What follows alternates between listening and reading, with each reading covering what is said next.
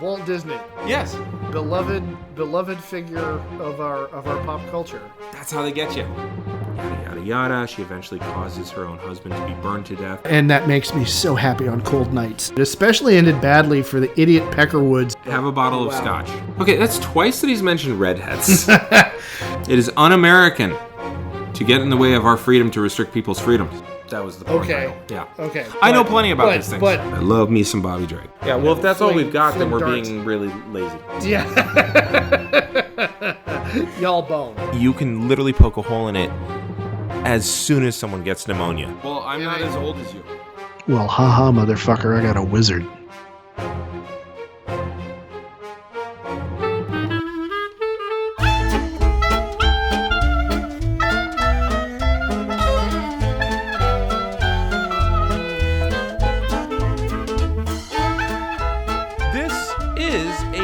History of time, where we connect nerdery to the real world. My name is Ed Blaylock. I'm a distance learning history teacher here in Northern California right now.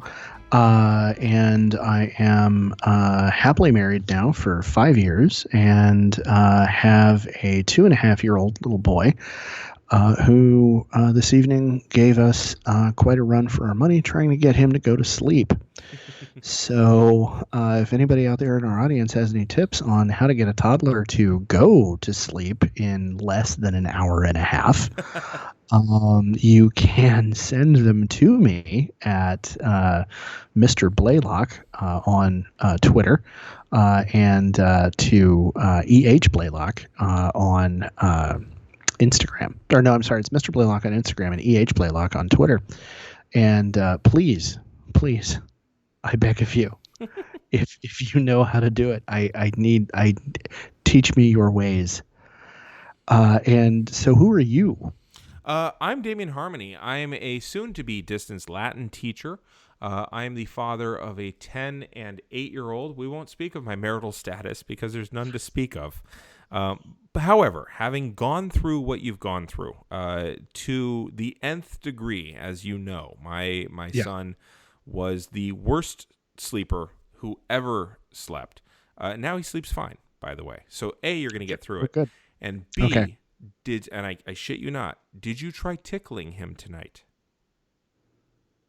No. There you go. So here's what you need to do. First off, recognize the fact that the smoke has kept everybody inside, so he's stir crazy as fuck, and he's not getting the energy out that he needs because he's 2.5. Yeah. That's okay. All right. That's a given. Yeah.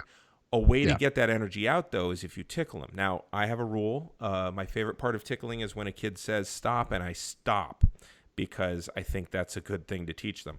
But when you're tickling your kid, he's seizing all of his muscles up. It's joyous.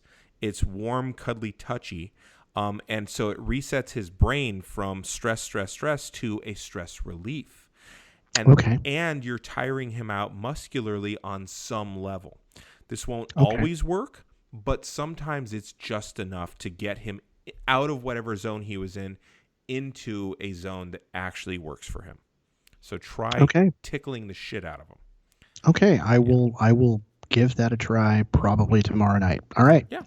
That's Thank if you're you running for that. into the, like, if he normally goes down in 20 and if you are at like 45, reset, take him outside to the living room and just sit with him for a minute and then just tickle him for like a 5-minute tickle sesh, not constant, but like, I'm going to get you and then you get daddy and da-da-da-da.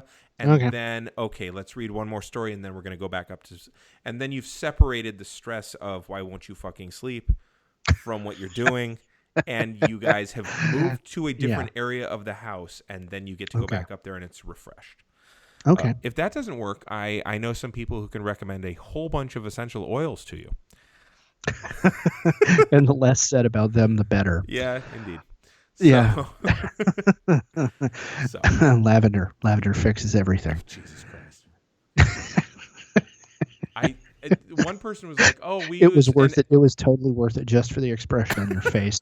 One person I know who I will not name, and y'all can make your guesses if you want. You're probably wrong.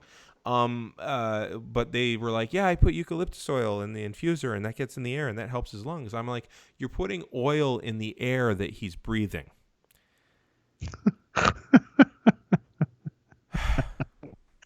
And in the case of our household, I don't Mhm. want to be putting anything eucalyptus in the air because my wife is asthmatic, Yeah. and our son might be. Yeah. And for some not small percentage of asthmatics, Hmm. eucalyptus is triggering as fuck. Yes. So, like, no, Oh, and I'll go you one better. Then they're like, well, no, it's okay. It was more powerful because it was diffused. And I'm like, well, then I overdosed today because I didn't take any.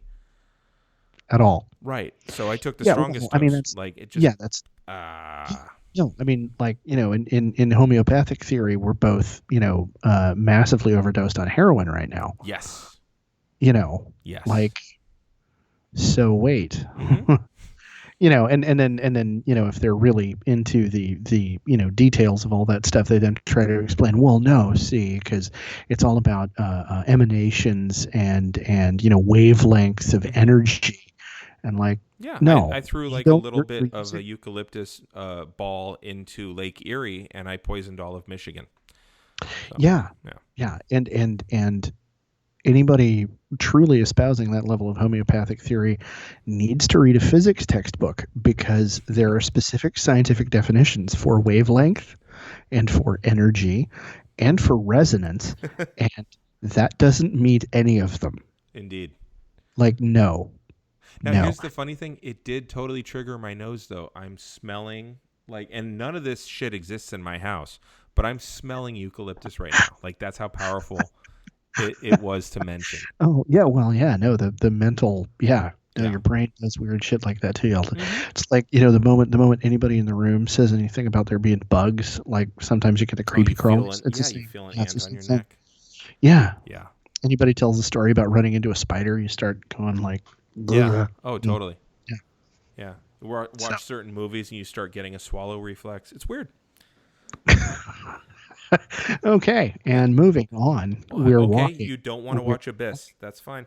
I really don't. All right. Really don't. What are we doing tonight We besides bashing a very legitimate way of taking people's money? uh, very legit. Yes, entirely as a way of taking people's money. It's truly legit. Yes. As scientific theory, it's crap. Mm-hmm. But anyway, what we were discussing after the last time we recorded, um, that we kind of wanted to go back to some of the kind of lighter hearted. I hesitate to say more frivolous, but that's the phrase that comes to mind. Kind of stuff that we had done very early in the series. Mm-hmm. And we specifically talked about doing the long expected but still not done sequel to our Statting Out a Historical Figure episode, Mm-hmm. where we had determined that what we were going to need to do was stat out a bunch of literary characters, Yes. and then try to come up with a party that could beat the player character party that we had from that episode of historical figures, which is going to be really hard to do. I'm I'm kind just of going to proud of say, the fact that we won't be able to. I genuinely don't think we'll be able to, and I'm proud of it. I'm like, yeah, yeah, that's right. yeah. Real life badasses are still better than literary badasses. Oh yeah, well, I want to give a shout out to my seventh grade world history teacher, Mr. Beck, who caught me repeatedly. Probably more than I could count on one hand. Number of times over the course of the year, digging out a Dungeons and Dragons book when I was supposed to be working on something, Mm-hmm. and his refrain to me always was, the things that you can learn about happening in history are far more interesting and far more crazy than anything you're going to find in that book. Now, nothing in history is going to be quite so terrifying as a beholder. Just going to say, Eldritch Abomination, alien, thing with, laser beam eye stalks. But with that said, there is plenty of crazy shit in history that has, in fact, proven him largely right ever since. That's cool and terrifying. And yeah, and so yeah, no, I agree with you. It's going to be interesting to see whether or not we'll be able to top that. I agree with you. I don't think we Yeah. will. Yeah. But with that being said, Mm-hmm. that isn't what we're doing tonight. Okay. What we did do, what we agreed to do, was instead we were going to try to come up with stats for each other. Yes. We were going to stat one another out as Dungeons and Dragons characters, and then each of us was going to do a version of Producer George. Yes. And he unfortunately is not here to hear all of this in person, because I would dearly love to witness that. And we would this time turn on the microphone so it would catch his voice. Yeah, Yeah. softly. But so we have, I have a version of Damian Harmony, you have a version of Ed Blaylock, and we each have a version of George Hart. Mm-hmm. And again, this is using Dungeons and Dragons 5th edition rules, because this is the set of rules that the two of us have experience playing with together. Yes. In a campaign previously. And actually, in terms of D&D, Mm-hmm. I mean, I'm a grognard. I'm a paleo gamer from way the hell back with D&D, but I know Star Wars, the West End Star Wars, has been your biggest one. Uh-huh. In terms of D&D. Mm-hmm. What editions are you like fluent in? So I will tell you this: I started playing when it was AD&D, and I'm pretty sure that George predates that because of the fact that he's hella old. But Fuck you.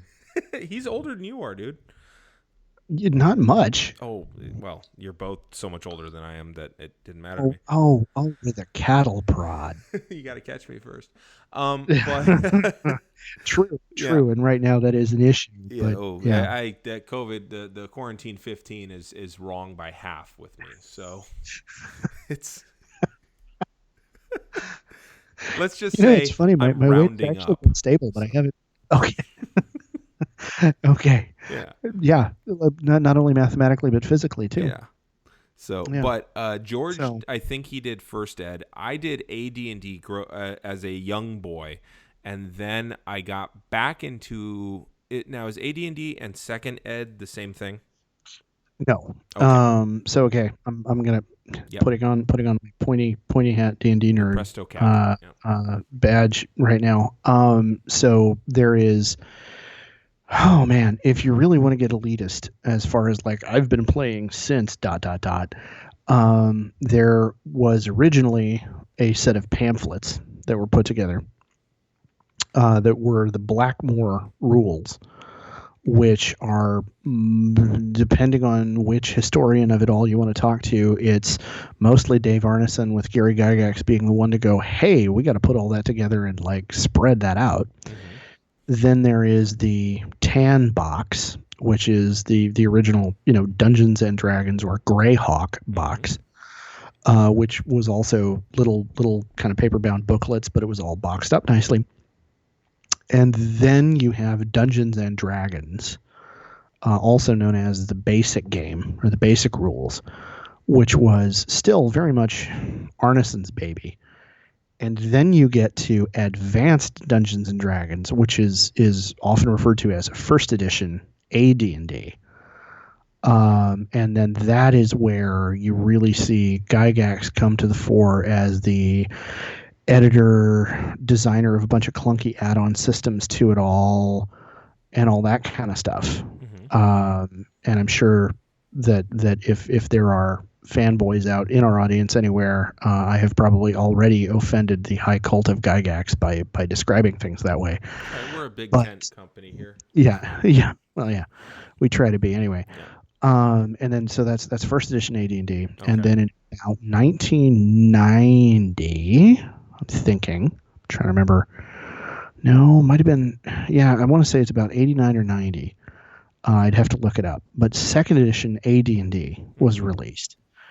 And then and that was take AD&D from Gygax's imaginings and all the stuff he'd added to it, and streamline it and simplify it, and add a couple of, not really add a couple of mechanics, but kind of make a couple of mechanics officially part of the game. That's where you actually saw proficiencies really become like, this is part of the core rules, is on top of being a fighter and knowing how to use these 4 weapons and this, that, and the other thing, you also have these 3 non-weapon skills Mm-hmm. that are things that you're good at doing. Mm-hmm. As a rogue, you got 4 as a and my really big beef with the shift from first edition AD&D to second edition AD&D was they how to put it, boulderized or kind of made family friendly some of the content within the game.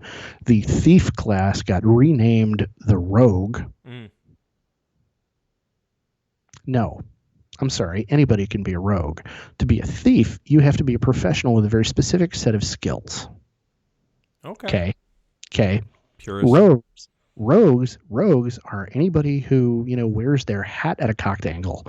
Frank Sinatra was a rogue, okay, or he liked to put on a roguish air.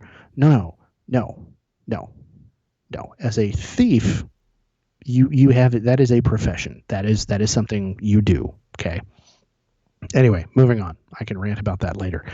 So then, second edition ran until for a very long time, and then it got upgraded to third edition, and then that got clunky very fast. Got turned into 3.5, which lasted longer and got massively clunky, and had way too many splat books and way too many add-ons. That was the age of the open license too. Like, long as you fit with what we're doing, we got no problem with it. Which I liked because it was kind of GURPS meets D&D. So. Yeah, in a lot of ways, I think it's that's one good way of simplifying it. Yeah. But the downside to that was it meant that there was this explosion of additional new rules and variant rules and all this stuff, and after several years, the way those rules all started interacting with each other started becoming kind of problematic. Yes. Got really clunky, got really hard to keep track of. My former college roommate, very good, very, very good friend, one of my brothers of choice, in a campaign we were playing in using the 3.5 rules, he would travel to the game literally carrying 2 backpacks. Mm-hmm. In order to have all of the rule books that were needed to keep track of all the stuff that his character could do because of feats. Because he had 1 feat out of one book, 2 feats out of another book. Sure. And his class variant had come out of yet another one, and it became nuts. And so then Wizards said, okay, we're going to go in a new direction. We're going to change up how we're doing things. We're going to do a radical reimagining of how the game and how some of the mechanics in the game are going to work. We're going in this direction with 4th edition. Mm-hmm. And then Paizo Publishing, who had for a long time been a division of Wizards of the Coast, they wound up spinning off at that point, and they said, no, you know what? We think the 3.5 mechanic is better and the way to go, and what you're coming up with is not really going to be like D&D. You guys own the copyright, but we're going to take that mechanic and kind of wiggle it a little bit, and we're going to do our own thing, and that became Pathfinder. Right, which was in some ways them trying to answer the fact that everybody was staying at home and playing World of Warcraft. Well, okay, so 4th edition D&D was very much a response to World of Warcraft because of the way that abilities worked. Yeah. Okay. Yeah. I didn't understand who you meant when you were saying. Sorry. Yeah. 4th ed. Yeah. Yeah. 4th edition was very much that way. Now, I briefly ran a 4th edition game. I played briefly in another 4th edition game, and I really enjoyed the daylights out of it. Mm-hmm. It was in a lot of ways very different. It was streamlined and simplified, and it didn't have the massive kind of crunch that 3.5 had and that Pathfinder had later.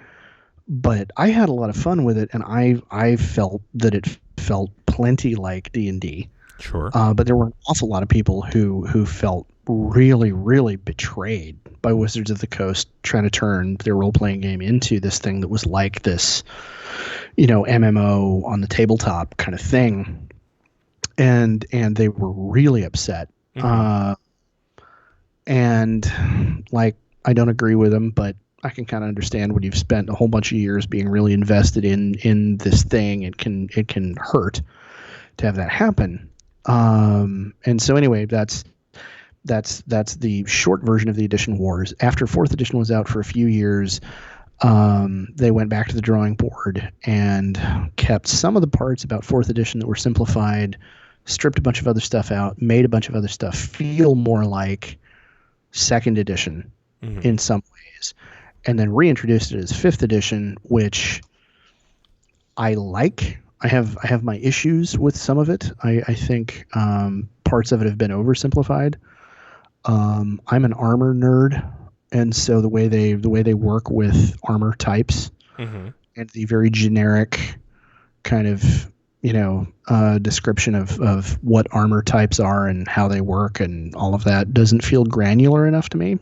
But that's the kind of stuff you can house rule, and it's not really a problem with any part of the game per se, if that makes sense. Sure. So that's the history of that. Okay, so to answer your question, I played AD&D as a kid, and then when I was working at Virtual World, we started a second edition game, a homebrew world that the guy created, and that's when I was also in West End Games Star Wars, and then I came up here to Sacramento and got into an Al Qadim game, and I was just looking for a group of guys to game with. Yeah. Got into an Al Qadim game, and then third edition dropped, and we converted it. And then 9/11 happened, and he didn't feel very comfortable about doing Al Qadim anymore.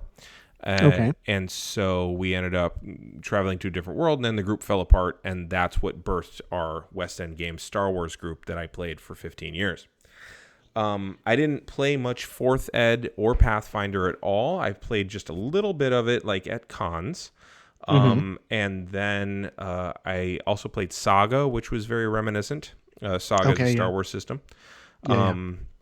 Because Star Wars had also, they got rid of, like West End Games, they lost the license, or they folded, I forget which.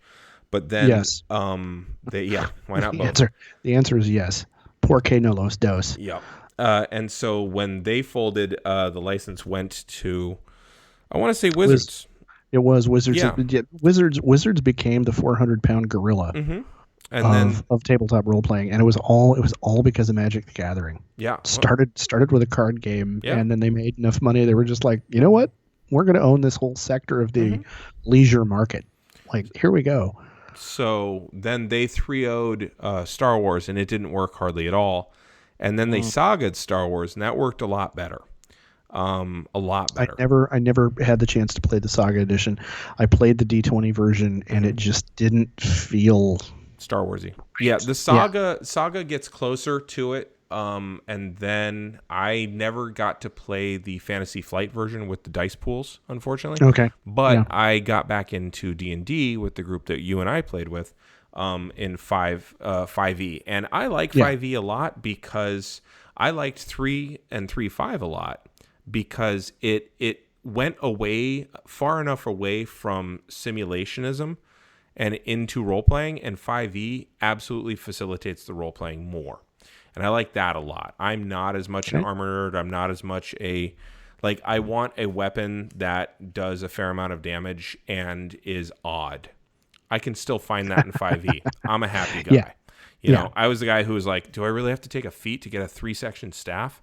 Okay, fine, I will. You know, and it was, I was like that. What I really liked about... yes, you and your monks. Yes. Yeah. Well, someone's got to open the doors. But what I really liked about 3rd, 3, 5, and 5 is that it absolutely actually incentivizes being a human. And I never liked playing humans. And I found myself, like, the first 5 characters I played was, I'm going human again.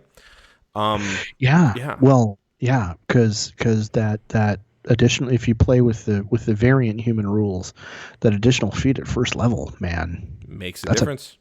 BFD. Mm-hmm. That is Yeah. a big fucking deal. Especially in this So yeah, edition when feats are few and far between. Whereas yeah, 3.5 and 3.0 were very feat they were heavy because it cheap. was the new mechanic. Yeah.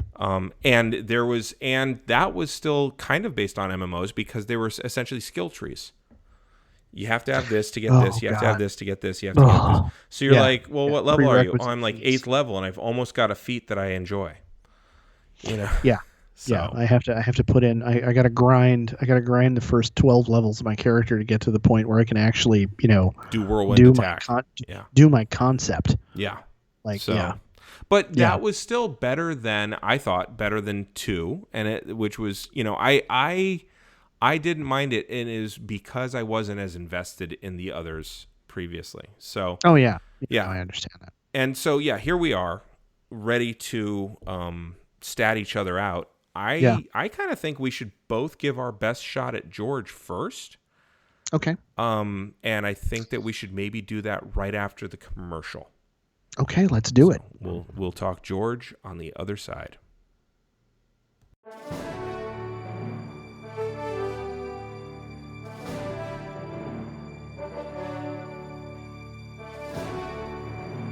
Hello, Geek Timers. This is producer George, interrupting this podcast to let you know that we have space available. This space could be used to promote your product, book, event, group, even wish a special someone happy birthday. If you're interested in using this space, please contact us on Twitter via private message at Geek History Time.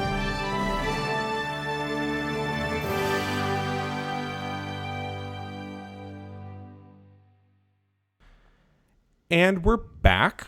So, Stat out George on the other side. Stat out George on the other side. all right. Well, why don't you hit us first? Tell us what you did with George. Now, for some background, you have a number of friends who are your brothers by choice, your bestest buddies, people you've known for forever. I've known George longer than I've known Latin. Okay. I've known him before I started getting married.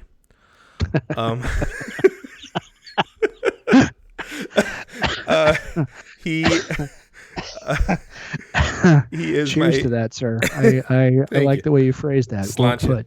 I mean, he has seen me through just about every damn thing, and I've seen him again because he's so much older than me. I haven't seen him through every damn thing, but close to it. We at one point worked together, lived together, and we would game together. And so we would literally be in each other's presence for 24 hours at times.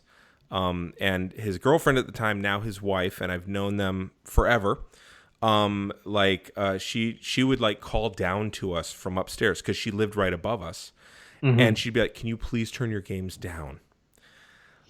Wow. That was, yeah. Damn. So I do have the advantage here in that I think I've got him pretty well done. And you know him not as well because he's been my best friend since I was literally 19. Okay. So, yeah. Yeah. So I've known him through you and Indeed. and have not had the honor of knowing him as long. But this is my impression. And the biggest thing, I guess this is how I'll start this with him.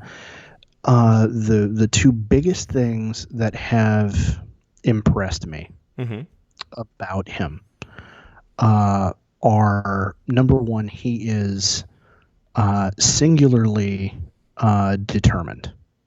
When he has decided that there is something that he wants to do or that needs to be done, he is going to do what it takes to get it done. He is going to give it his absolute best. He is highly competent. And in the world that we're living in right now, that's almost a superpower. It is. He is one of those people who, if he doesn't know something, he's going to say, "I don't know that. Give me however long, and I can look that up and I can figure that out." Yeah, he can And slow he will, matrix anything. Yeah, and he will do his damnedest to figure it out and get back to you with an answer. But if he Mm-hmm. doesn't know it, he's going to be honest with you about it. That, you know what, I don't know how to do that right now. But Mm-hmm. if you give me a chance to learn, if you've got time, I can learn how to do it, and I'll try to do that for you. True. And so he is consistently somebody who is a learner. That's true.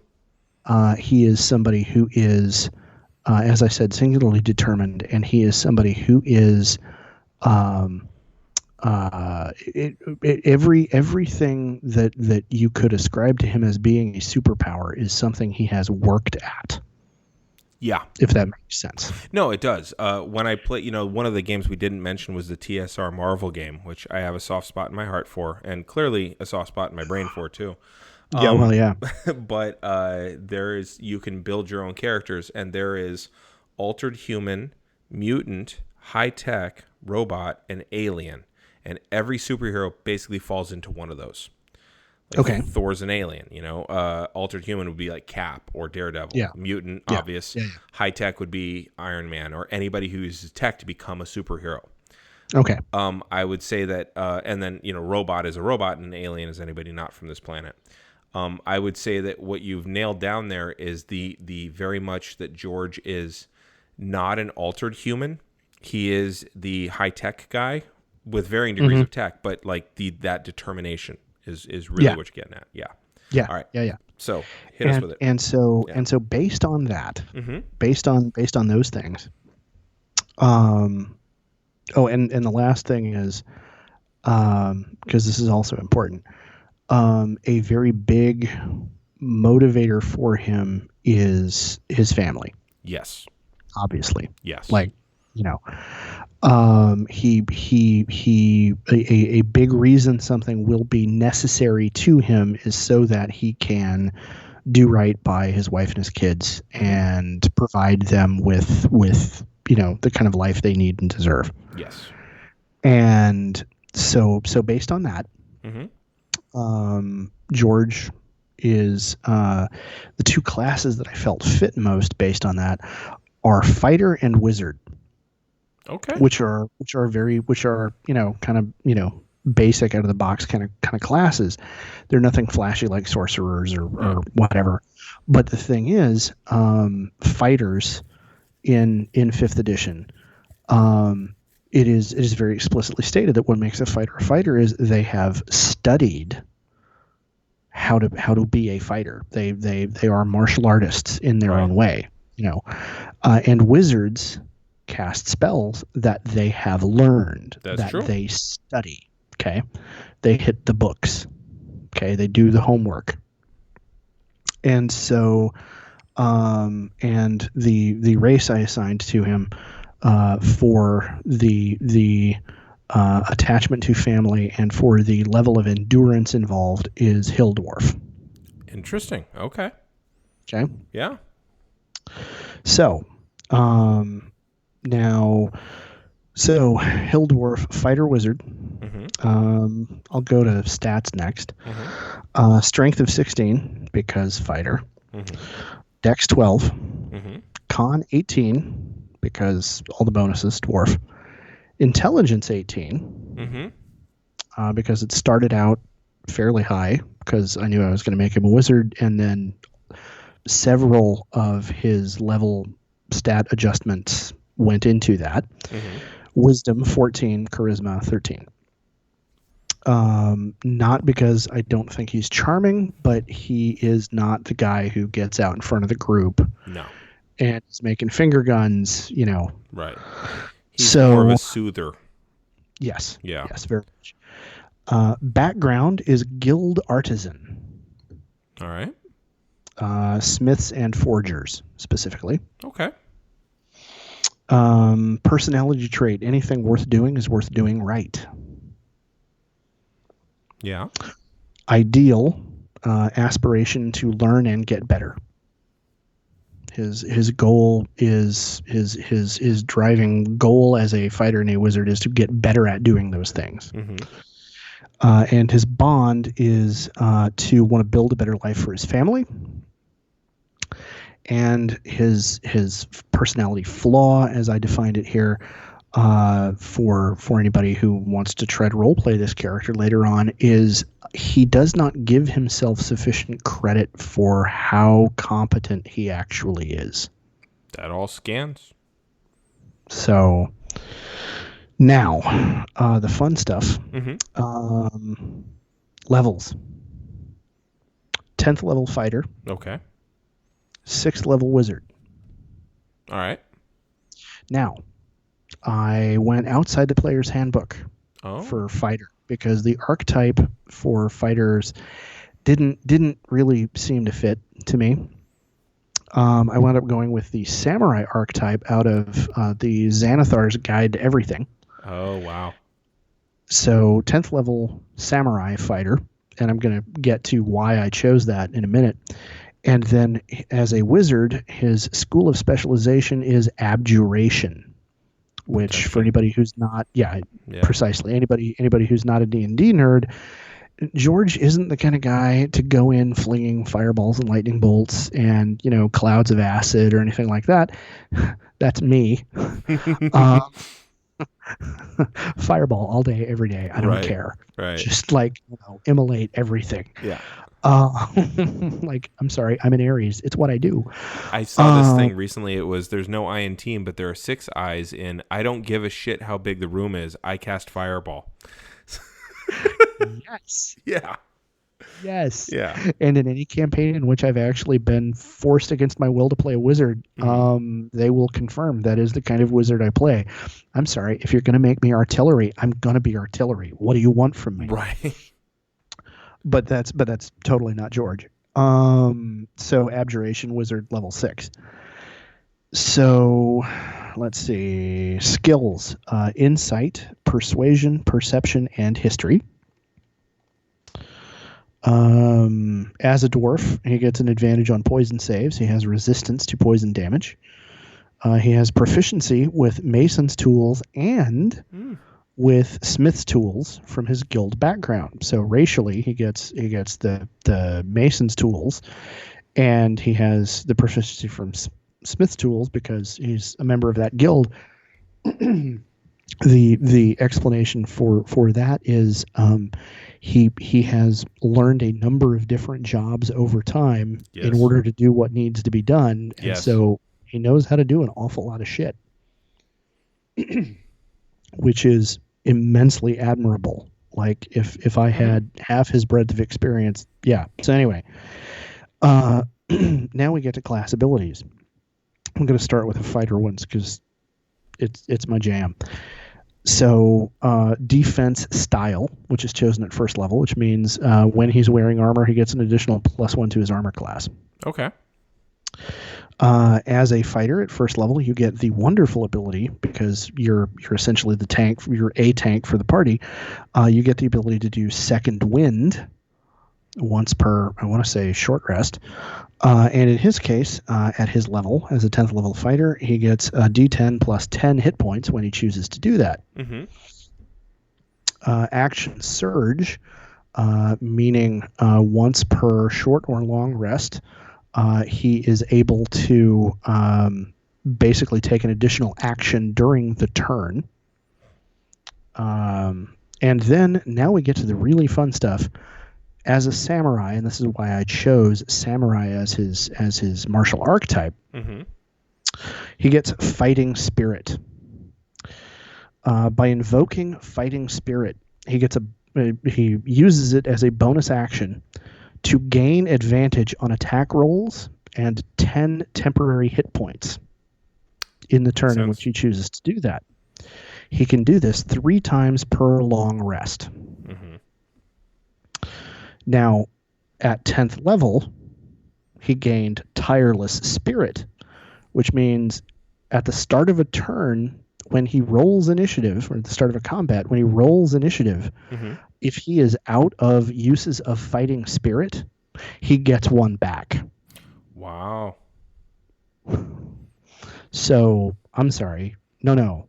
He can second wind his second wind to make a second wind. Yeah, basically, yes. As a samurai, he also got the ability Elegant Courtier. which doesn't sound like the kind of thing that would necessarily be his jam in the real world. But what it does do is, through the way it's described is through his self-discipline and his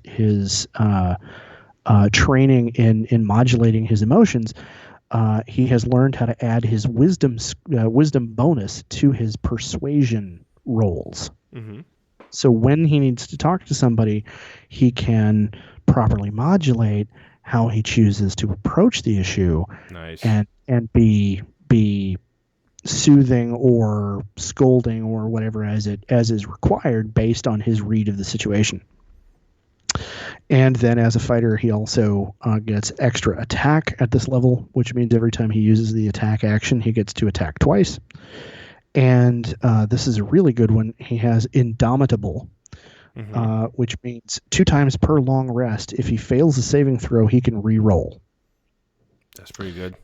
If the re-roll fails, he can't do it again until he takes a long rest. Okay. So all of this stuff, of course, as a fighter, this is basically, I am the party tank. I'm just going to stand between the squishies and whatever's in front of me, and I'm here. Right. Bring it. Yeah. Okay. That's his role. Now, this is probably the point at which I should point out. I equipped him with plate mail because 16th level character, by this time he's figured out how to afford it. And with plate mail and defensive style, he has an AC of 19. Jesus. And then because he's a dwarf with a constitution of 18, he has 165 hit points. All right. So. Well done.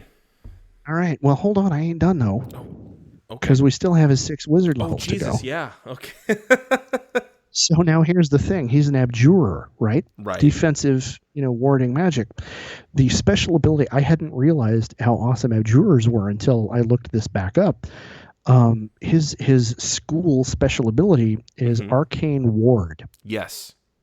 When he casts an abjuration spell of 1st level or higher, it creates a ward with 16 hit points. So Robin. Anytime. Yes. Robin throws himself in front of you and takes the damage. Yeah. Yes. Funny, it just struck me thinking about it right now that the guy who played Robin was actually named Burt Ward. That's what initially twigged my okay. my pun, Ward. And then I was like, oh yeah, but also he was his ward. Also he was referred to as his ward. Yeah.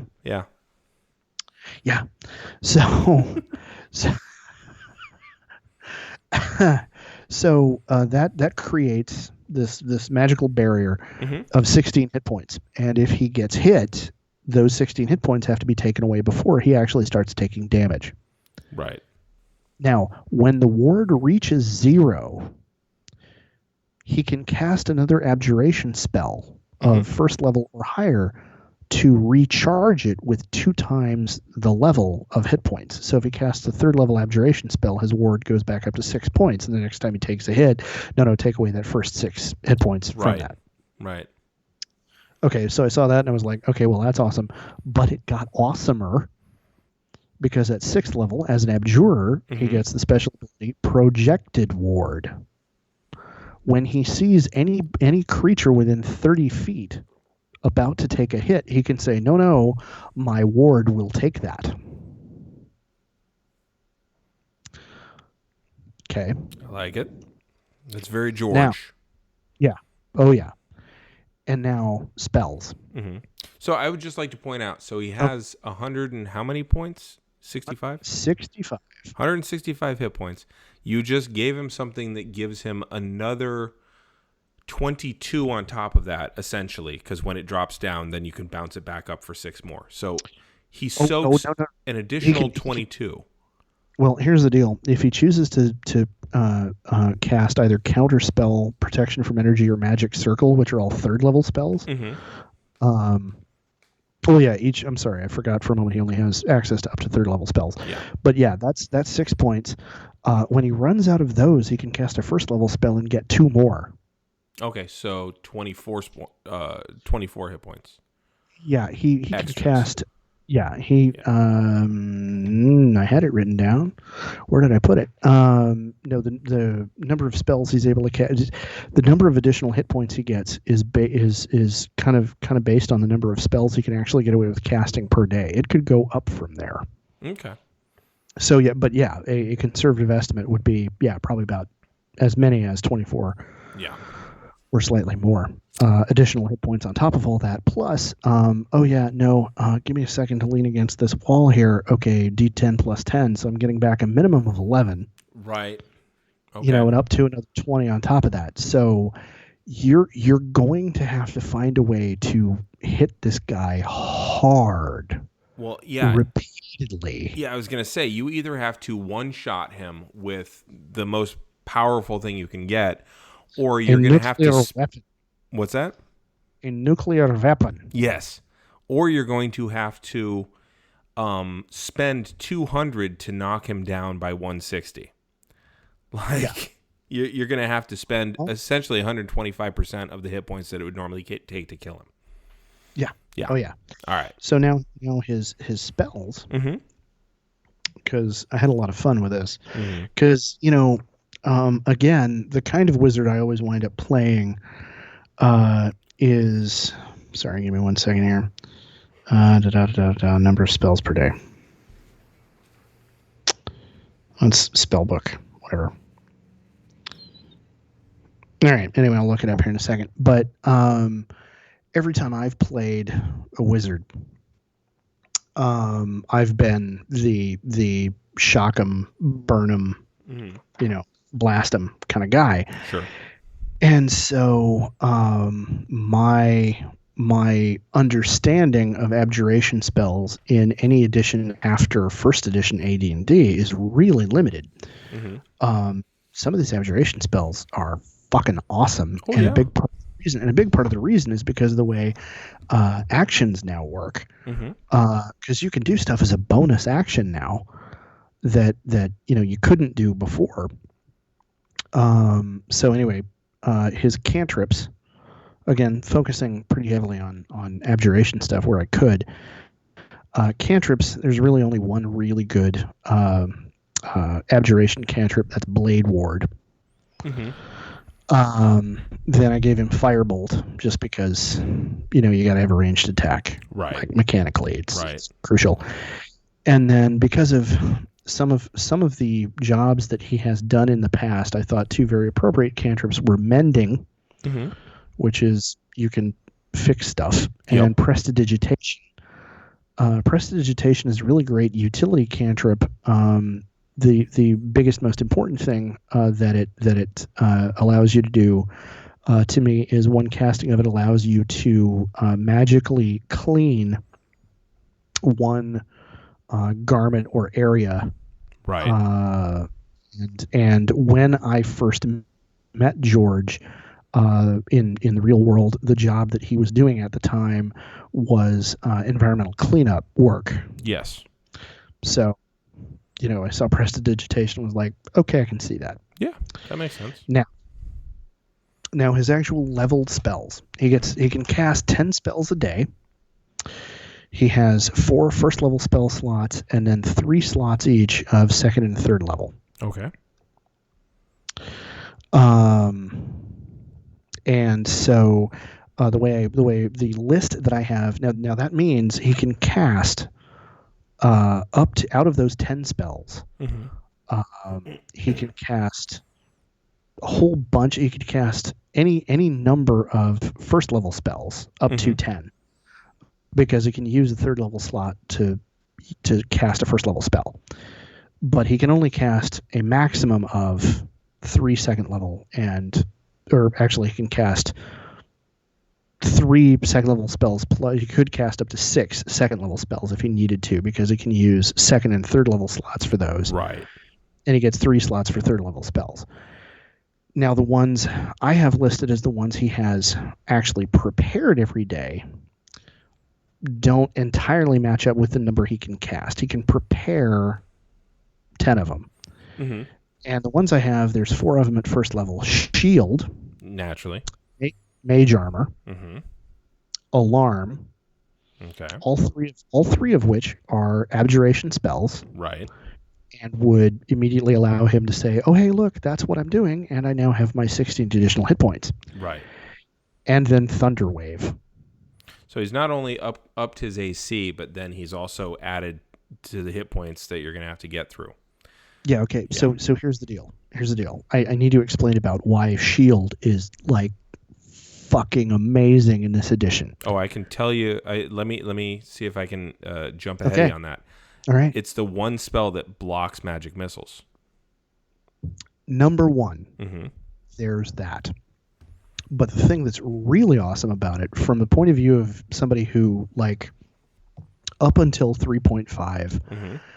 I really didn't enjoy playing Wizards because it was a logistics game. Right. Whereas with Shield, it's a reaction spell, right? Yes. Now Shield is a reaction spell. It used to be, if you wanted to cast Shield, it had to be, okay, well, we're going into a fight. I'm going to cast Shield now. And that like, you had to memorize that ahead of time. Right. And it used up one of your spells per day. And if you're a first level wizard, it's like, oh, well, I'm spent. Yeah, I'm going to do that, and then I'll cast one fireball. Or I'm going to do that, and then I'm going to have to stand here with a quarterstaff looking stupid for the rest of the adventure. Yeah.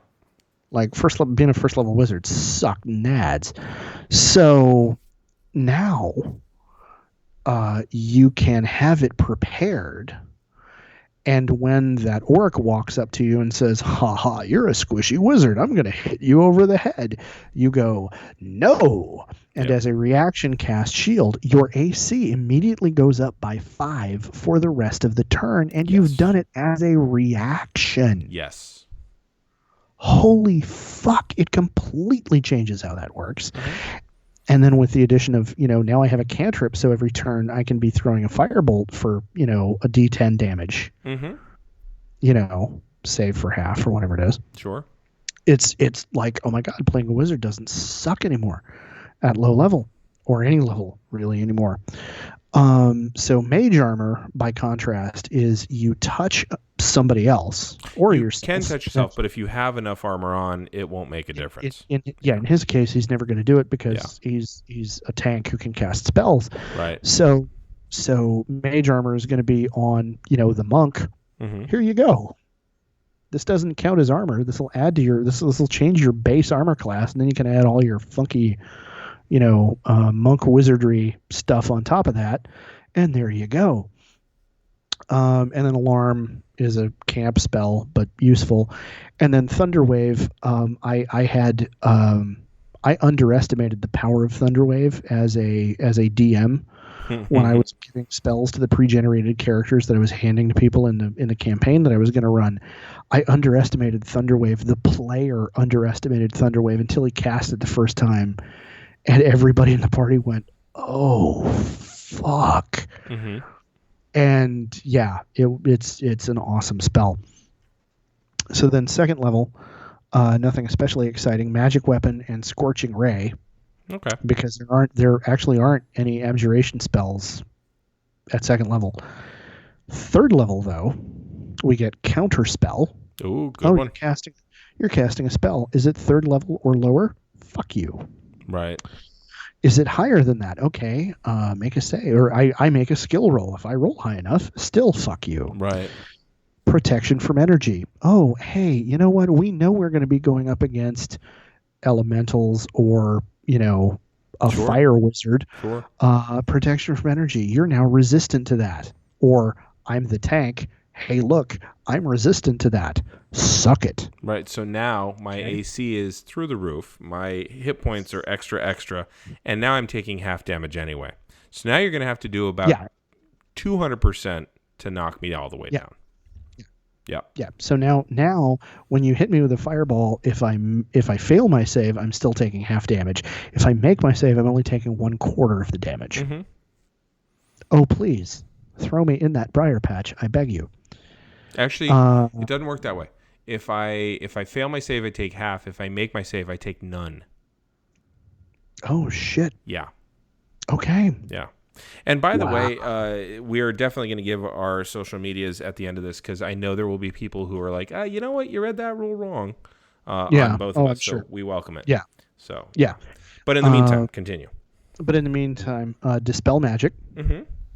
which is alteration or transmutation, but still useful and kind of fits the brand. Yep. And Magic Circle, Uh-huh. which as a student of real world stories of demonology and stuff, I'm always a fan of. It's no within this radius, if you're an outsider of any particular kind I choose, you don't get to come in here.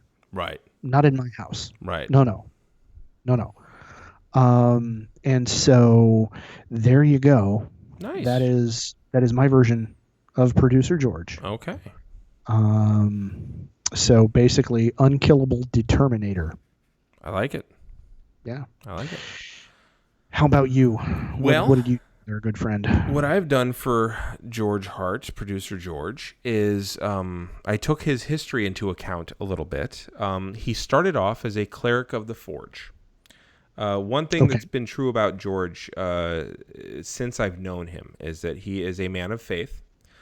And I don't want to speak too much to that because he's not here to correct me.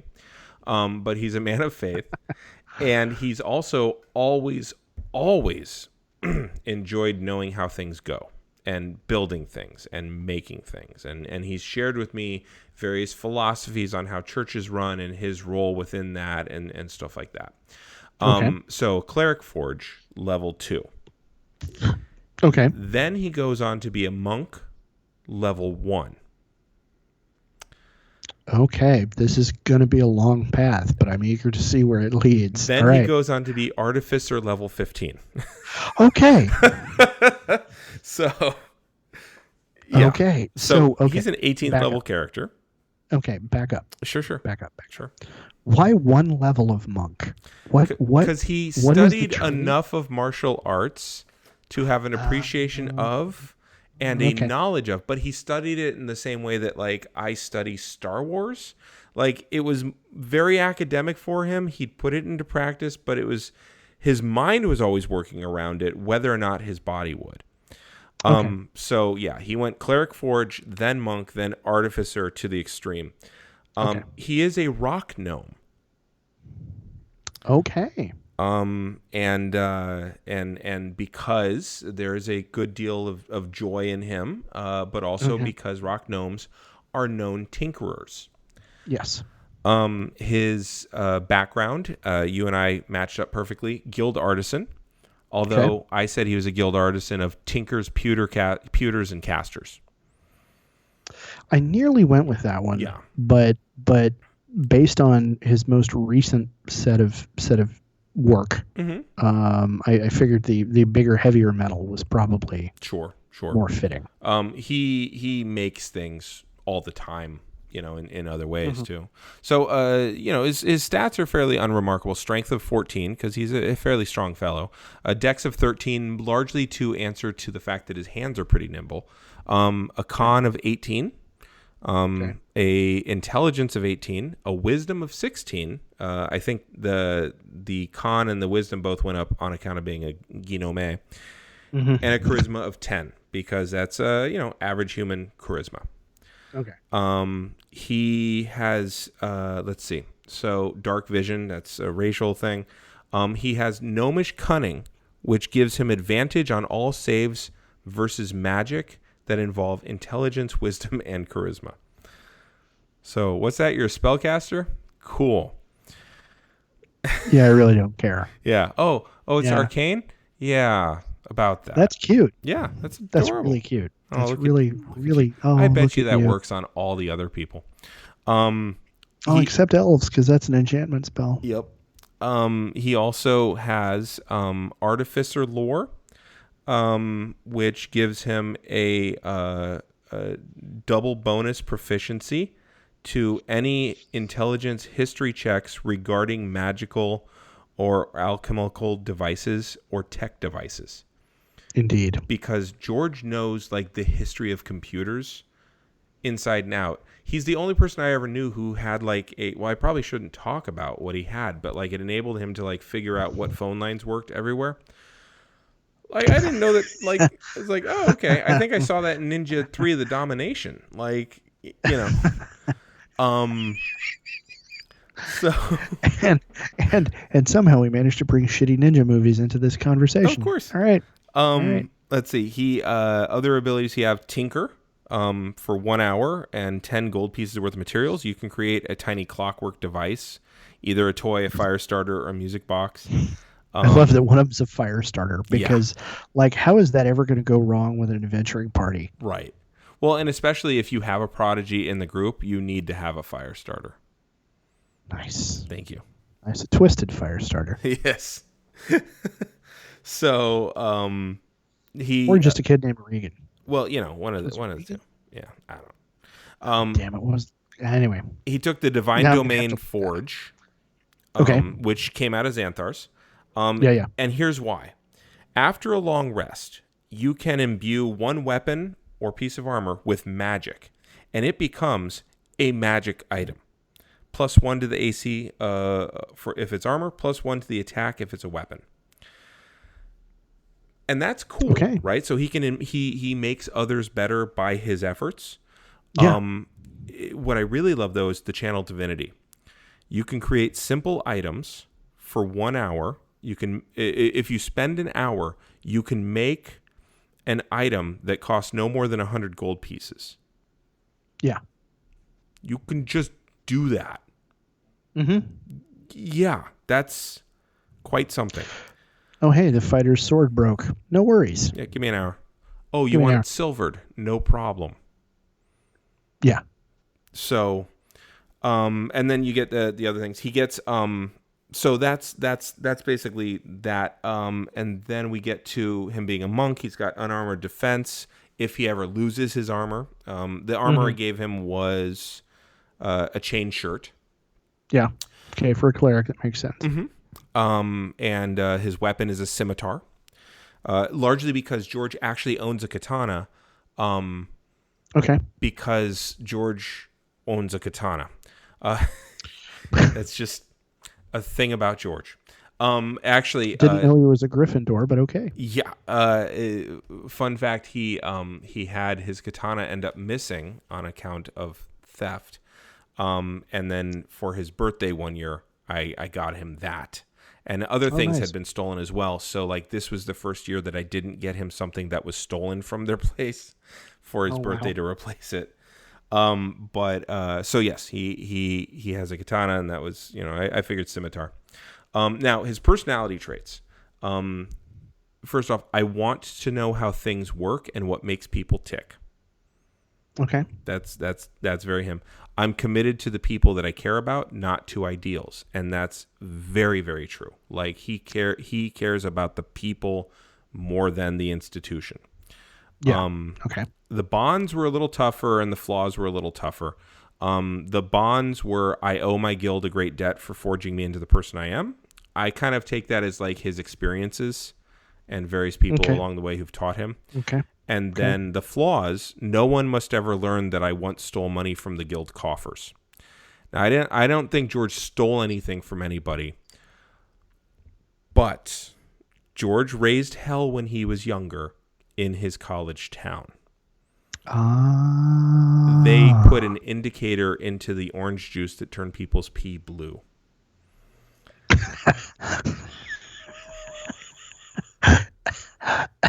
So there you go. Okay. So that gets him to being the guild artisan. I've heard about that prank. I had never known anybody who actually did it before. Yep, and then they called basically the health center of the college and said, "Here's what we did. Here's when we did it. Expect these phone calls." And that's how we know he's good aligned. Right. Yeah. So I have him as neutral good, by the way. Okay. Yeah. Now he as did I. I don't know if I mentioned that. Yeah. He, by the way, his skills. He's got athletics, history, insight, because he can read people, persuasion, and religion. He gets the double proficiency bonus to his history checks when it comes to certain things. And then what have you? Oh, yes. His saving throws, he's proficient in wisdom and charisma saving throws, but his saving throw for intelligence is a +10, and he's got advantage on that against magic. Like, just you ain't gonna illusion him. Yeah. So he's got magical tinkering as an artificer would. You can use tools and touch an item, and it gives it 5 feet of light, or you can cause it to play a recording that's 6 seconds long, which can be heard within 10 feet, or it can emit an odor or a non-verbal sound continuously. It can emit a static image, including up to 25 words printed. It can keep it up, and he can keep that up for as many objects as he has intelligence. So he can create like 4 different items. Okay. Boom. Now, where artificers really get their thing is their infusion ability. He has 10 known infusions. Okay. And he is able to infuse 5 items at any time. And he's what's called a Maverick Specialist, which gives him something called Arcane Breakthrough, which essentially he has access to the spells in Ranger, Warlock, Bard, and Wizard. Ranger. Yep. Warlock. Bard. Wizard. So he's got breadth. All of it. Yeah. Because there's a lot of overlap between Bard and Cleric in some very intriguing ways. Now, he also bucket. He also has more, class abilities, essentially. Arcane Breakthrough. He can prepare an additional first level spell and an additional second and third and fourth level spell. So now he's got more spells he can prepare. He's also a cantrip specialist. He knows 1 extra cantrip beyond his limit. Okay. And he can always choose from what Arcane Breakthrough he adds it to. So he can sub it out after a short rest. So I have an extra cantrip. Oh, I'm going to use this. You know what? We're all really hungry. I'm going to grab this, or what have you. Okay. He's also a cantrip savant, which gives him a +3 to attacks and saves of all cantrips. You're doing +3 damage in addition to whatever you roll on your cantrip. That's insanely powerful. That's That's quite and a thing. +3 to attack with it too, not just the damage. Yeah. All right. And you can replace the cantrip with 1 from the breakthrough list as an action. Now you can just be like, you know what? Let me get this, and I just kind of imagine him as having just like a bunch of like little booklets of, spells that he's going to want to use. Then he's also got superior breakthroughs, which allows him to cast the Arcane Breakthrough as though it's a 2nd level or higher. And he can do this 4 times per long rest because of his intelligence bonus. Okay. So Then he's also got something called Work in Progress. As an action, you can replace 1 artificer spell that you've prepared with another once per rest. So he basically has the Batman utility belt in his head when it comes to spells. And then he gets Final Breakthrough, which is you get 1 additional spell slot for every level, but they only work for the bonus from the Arcane Breakthrough. So it just shit keeps stacking up, and it's not necessarily you don't get to cast like 300 spells, but now you have the entire library to choose from. Jesus. So then he also gets something called Right Tool for the Job, and I've witnessed George do this. You can magically create artisanal tools that you need in 1 hour, and you can do that during a rest while everybody's short resting, and it counts as a short rest for you still. And they last until you use this ability again. So, hey guys, we can't get into that door, and we need to short rest. No problem. Now we can get into that door. Yeah, I made a pick. Yeah. He also, I gave him squat nimbleness so that he can move at 30. Okay. And it also gives him it gave him a bonus to athletics. Okay. He also has observant. Okay. Because George is observant, which bumps up his passive wisdom perception to an 18, by the way. So good luck even just trying to get something past him. Sneaking past him at all. Mm-hmm. Yeah. He has tool expertise, which double proficiency to the tools that he's proficient with. and I'm going to have to read you that list. He has a flash of genius, which means he can add his intelligence modifier to his ability check or save for himself or for another creature within 30 feet. Okay. So what's that? You're needing to do a dex save? No problem. I got +4 for you. All right. And he can use his he can use that 4 times per long rest. He's got magic item adept. He can attune up to that bonus is up to 5 items with magic item savant. And if you craft a magic item with a rarity of common or uncommon, it takes a quarter of the time and costs half the cost. So you remember that thing that you could build in an hour? Yeah. That cost 100. Now it costs 50. And this is a magic item, by the way, that I'm making. And now everybody has a ring of protection or whatever. Like, now never. And there you go. I've just helped the group. I've made 4 rings in 2 hours. Spell storing. He can create an item that can store 1 first or second level artificer spell in an item, and it stays in that item until 2 times his intelligent mod uses. So until he's used it 8 times. He can do this once per long rest. So I know that I'm going to need this spell, so I'm going to load up my spell thing here, my spell pick. I'm going to put that in my pocket, and now I'm going to memorize all my spells. And I ran out of my spells. I got 8 more of this one. Okay, hold on. I can be a pretender sorcerer, basically. Okay, yeah, hold on though. Mm-hmm. Question. Sure. To use a ring of spell storing, do you have to be a member of, in this edition, do you have to be a member of the class that uses that spell? So could he load up a ring and hand it to the thief and say, when you get out front, hit him with this, and then come running back? I think the thief would have to bond with it or attune with it. Okay. And then they could use it. And thieves, actually, funny that you would mention the rogue, because a rogue would, they get like you can kind of pick it up kind of spell. Yeah. When it comes to that. But yeah.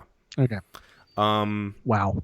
He can also now ignore all class, race, spell, and level requirements for attunement and magic item use. What? Yeah, he's got magic item savant for up to 5 items. Oh, what's this? That's made only for elves? I can use it too. Yeah, whatever. I figured I'd know the key. Yeah.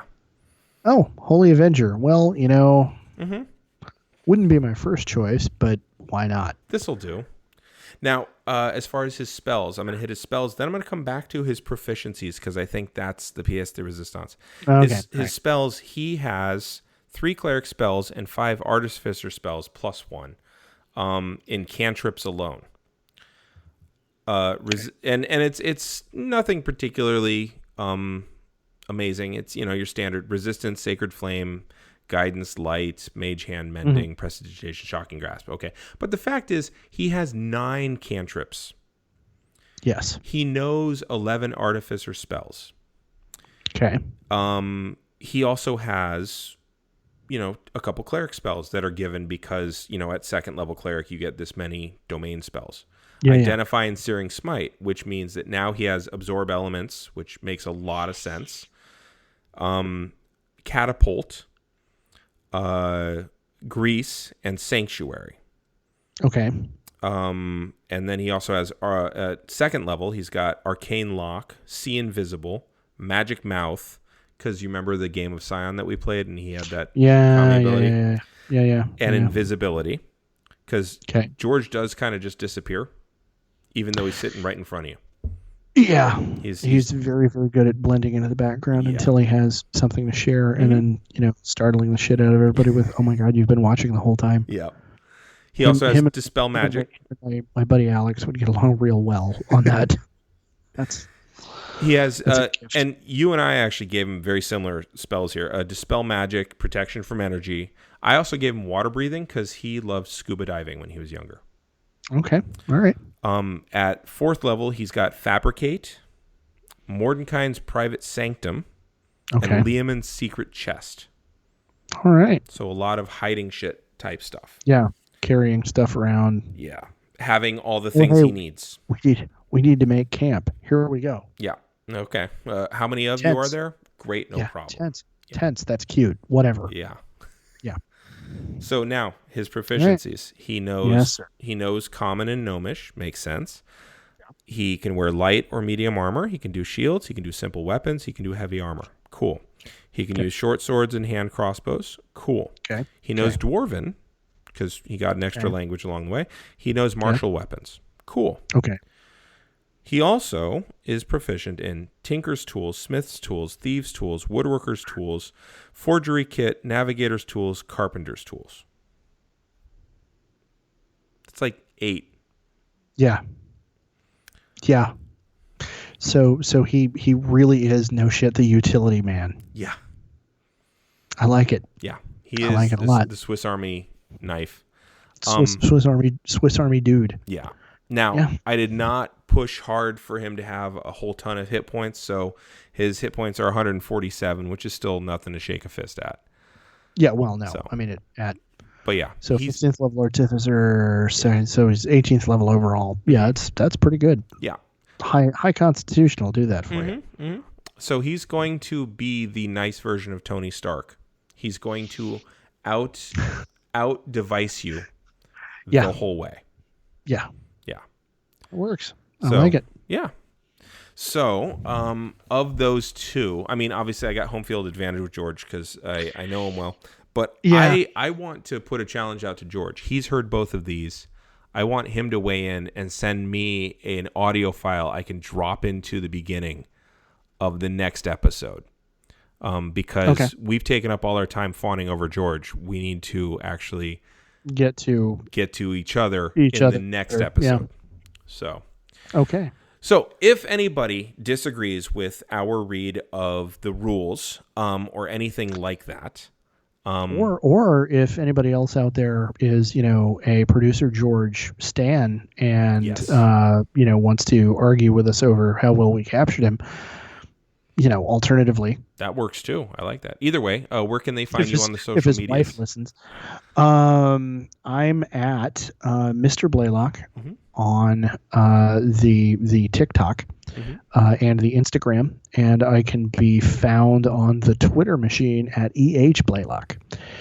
Now we collectively can be found on Twitter at Geek History Time. And you, sir, where can we find you? You can find me at DuhHarmony, DuhHarmony, 2 H's in the middle there, on the Twitter and the Insta. You can also find me every Tuesday night on twitch.tv/Capital Puns. I'm also going to be on Punderdome in September 17th. So I've expanded my repertoire from not just being Sacramento and England, but also in New York. So if this drops before then, please check that out. Just type in Punderdome, pun competition, and you'll see that there will be one recording live from New York. So I'll be bouncing in on that. I have a question for you about that. Sure. Who run Bartertown? Master Blaster. All right. Yeah. So, for A Geek History of Time, I'm Damian Harmony. And I'm Ed Blaylock. And until next time, keep rolling 20s.